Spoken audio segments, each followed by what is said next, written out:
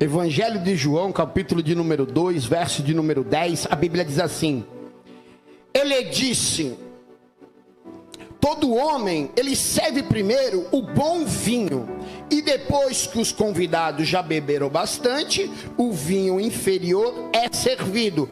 Mas tu, entretanto, guardaste o bom vinho até agora. Talvez nós chegamos até aqui passando por lutas, passando por dificuldades, passamos agora pandemias. Quantas famílias perderam entes queridos? Quantos amigos nós perdemos? Estava conversando com um missionário aqui dentro do meu escritório esses dias. Ele falou assim: fazem exatamente 1 ano que eu perdi a minha filha por Covid. Uma menina que foi criada dentro da igreja, que nunca se desviou do caminho, era uma diaconisa da casa do Senhor. E aí as lágrimas desceu, ele falou: pastor, hoje faz 1 ano. E em meio a esse tempo todo, passamos situações difíceis. E talvez, hoje, último culto do ano, missionária, talvez você que também está me assistindo em casa, está dizendo assim, sabe, esse ano foi muito difícil para mim. Sabe, talvez precisava algo mudar e eu venho passando essa luta, talvez seja dentro do teu casamento. Essa palavra, ela fala sobre uma festa de um casamento. Talvez seja dentro do teu trabalho, seja dentro da tua casa, dentro da tua família, talvez com os seus filhos. E você está dizendo assim, sabe, a minha vida está difícil, quero desistir, quero desanimar. Mas a Bíblia vai falar que quando Jesus, ele chega nesta casa, exatamente nesta festa, ele chega como um convidado inferior. Ele não chega como prioridade. Porque a Bíblia vai falar que a sua mãe Maria e os seus irmãos já estavam lá. E nas festas judaicas, antigamente, era dividido em 2 classes os convidados. Havia a primeira classe de convidados, que eram os convidados de honra. Então eu conjecturando que Jesus chega depois com os seus discípulos, ele não faz parte da primeira classe, que são os convidados de honra. Ele chega depois. Então, por costume judaico, a gente, teólogos, vamos entender que Jesus faz parte da segunda classe. Fala, segunda classe. A segunda classe de convidado numa festa eram os convidados menos importantes. A segunda classe de convidados eram os menos importantes. Então a teologia vai nos ensinar que a segunda classe de convidados eram os convidados que chegavam depois, que sentavam ao fundo, que tinham menos relevância, que são menos importantes. Mas preste atenção, numa festa judaica de casamento, ela demorava aproximadamente 7 dias para terminar. Ela tinha uma duração aproximadamente de 7 dias. E dentro de uma festa dessa, eram contratados, vamos supor que eu vou dizer numa linguagem atual, um buffet. Quando você quer fazer algo melhor para você dentro de uma festa, você contrata profissionais. E nesta festa, exatamente assim aconteceu. Foi contratado um mestre-sala. Mestre-sala era o dono do buffet. Ele organizava a quantidade de alimentos, ele organizava a quantidade do vinho, ele organizava a lista dos convidados, ele colocava aqueles que eram mais importantes, que era a primeira classe, assim como eu vos ensinei, na frente, e depois chegavam-se os convidados menos importantes. Então o mestre-sala, ele organizava tudo. Então, na mente humana está tudo pronto, está tudo preparado. Quantas vezes eu e você organizamos, planejamos e fazemos tudo perfeitamente e dizemos assim, tá tudo certo, vai dar tudo certo, mas Espere aí e preste atenção no que eu vou lhe dizer nesta noite. A Bíblia vai falar em Provérbios capítulo de 16, verso de número 3. Consagre a Deus todos os seus planos e assim os seus passos serão bem-sucedidos. Então eu, conjecturando isso, eu entendo que foi tudo planejado, tudo orquestrado pelo homem, mas eles esqueceram do principal, de consagrar aquela festa ao Senhor, de dar prioridade ao Senhor Jesus, deixaram Jesus em segundo plano. Querido, tudo que você fizer, mesmo que aos teus olhos e a tua mente e ao teu coração você pense que está correto, querido, se você não colocar Jesus dentro do barco, dentro do plano, dentro daquilo que você planeja, até aquilo que é para dar certo vai dar errado. Tudo que você fizer onde você não convidar Jesus para dentro, por mais que você ou as pessoas ou os profissionais dizem que vão dar certo, vai dar errado. Quantas vezes, missionário, eu planejei e orquestrei algo antes de conhecer a palavra de Deus e dizer assim, tá tudo certo. Tá tudo certo. Olha, preste atenção. Eu sou formado em farmácia. Há muitos anos atrás, eu não entendia isso. Meu pai era farmacêutico muitos anos. Um comerciante reconhecido e renomado. Eu entendia de tudo da área. Eu entendia como abrir a burocracia, como atendia. Eu sei para que serve o remédio, a fórmula que é feita, a contraindicação e o modo de usar. Eu sei todas as coisas. Eu sei, eu achava que eu sabia. Preste atenção. Eu tinha muita experiência. Fala para o teu irmão, a tua experiência sem Deus não vale nada. É bem por aí, preste atenção. E aí eu falei, pai, eu quero abrir uma farmácia. Meu pai falou assim, beleza, vamos abrir uma farmácia. E eu abri uma farmácia, tudo perfeito. Documento perfeito.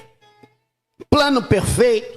Medicamento perfeito. Perfumaria perfeita. Mas passou-se 1 ano após, 2 anos após, e chegou um certo tempo que tudo ia mal. Mesmo eu tendo experiência.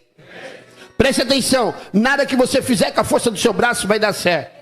Porque eu esqueci de colocar Jesus para dentro dos meus projetos e para dentro dos meus sonhos. Toda vez que você achar que é pela tua força, toda vez que você achar que é pelo que você sabe, querido, preste atenção, tem probabilidade muito grande de dar errado.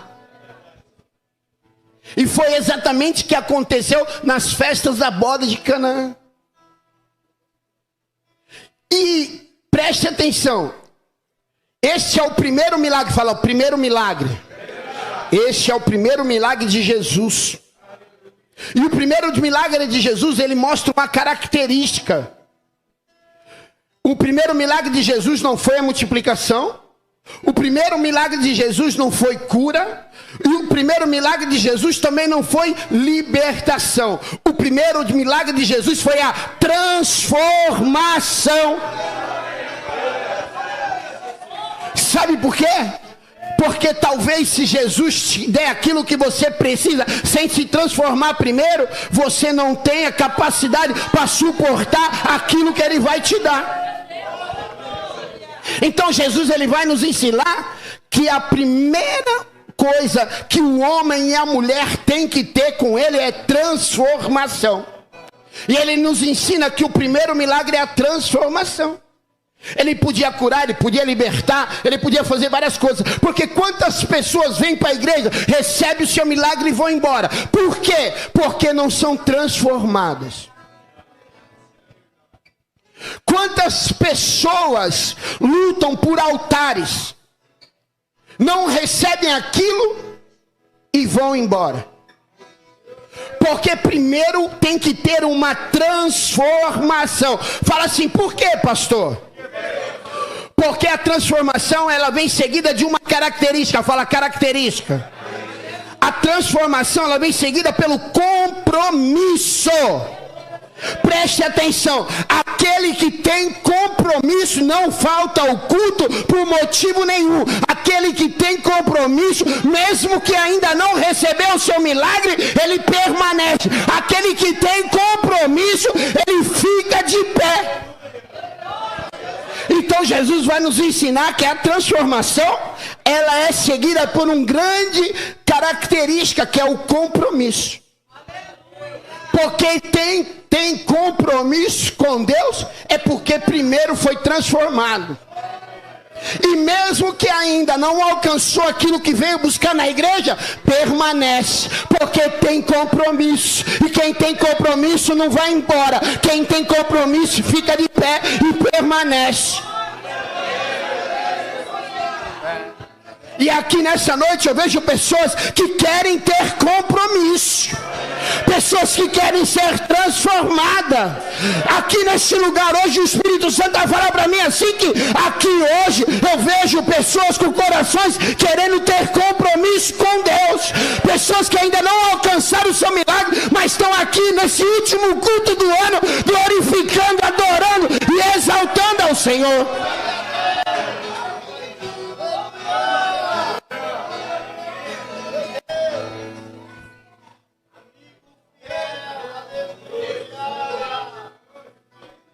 A Bíblia vai falar em João capítulo de número 4. Eu vou ter que ser muito sucinto e muito breve.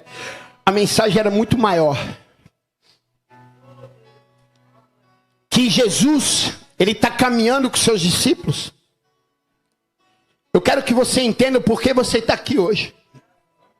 Sabe, que nem todo mundo que está na igreja sabe por que está aqui hoje. Sabe?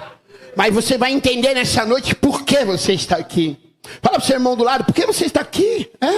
Você vai entender. A Bíblia vai falar que Jesus, vindo com os seus discípulos, ele diz assim, ó: é necessário passar em Samaria. Os samaritanos eram um povo judeu, mas eram os mestiços. Então os judeus eram pessoas preconceituosas. E não havia na geografia várias ruas, várias bifurcações. Não, era um caminho para ir, um caminho para voltar. Então o judeu, ele tinha costume de dar a volta em Samaria para ir para Jerusalém. Mas nesse dia Jesus diz assim, ó: é necessário passar em... Aí você vai entender.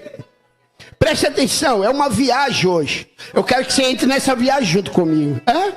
E aí, os discípulos reclamam. Mas Jesus vai na frente. Porque Jesus não dá ouvido ao homem, ele dá ouvido à voz do Senhor. Sabe, você tem que parar de dar ouvido às pessoas, mas começar a ter um ouvido sensível à voz de Deus. E Jesus vai para Samaria e, chegando ao poço de Jacó, ele encontra uma mulher com o seu cântaro, por volta do meio-dia. As mulheres, elas pegavam água pela manhã, mas esta mulher, ela vinha sozinha por volta de meio-dia, porque nesse horário, no poço, Renato, não havia mais ninguém. Mas Jesus já sabia e já tinha marcado o encontro com aquela mulher. Sabe, Jesus marcou o encontro contigo nessa noite. E Jesus vai ao encontro dessa mulher, diz para ela e revela toda a vida dela. Diz da água que sai dele, é uma água que, se ela beber, ela nunca mais vai ter sede. E ele revela toda a vida daquela mulher, diz dos 5 maridos que ela teve. E ela realmente, ela enxerga que Jesus é o Filho de Deus. E ele diz para ela: agora vai em Samaria lá, pregando, adorando, falando que Jesus, o Cristo, esse que teve um encontro contigo, está chegando lá. Jesus está chegando aí, querido. E preste atenção, essa mulher, ela sai na frente. Os discípulos encontram com Jesus e eles vão no caminho de Samaria. Só que antes de Jesus chegar em Samaria, a mulher samaritana, ela se converte, ela vai no caminho pregando o evangelho, falando aí, ó, tá vindo um aí, ó, aquele que Isaías profetizou, ele tá vindo aí, ó. Nos abandonaram, nos esqueceram aqui em Samaria. Ali havia a aldeia dos leprosos, ali havia os excluídos. Talvez a tua mãe te esqueceu, porque a Bíblia vai falar que pode uma mãe esquecer do teu filho, mas porém eu todavia nunca te esquecerei e nunca te abandonarei, porque tenho o teu nome gravado na palma da minha mão.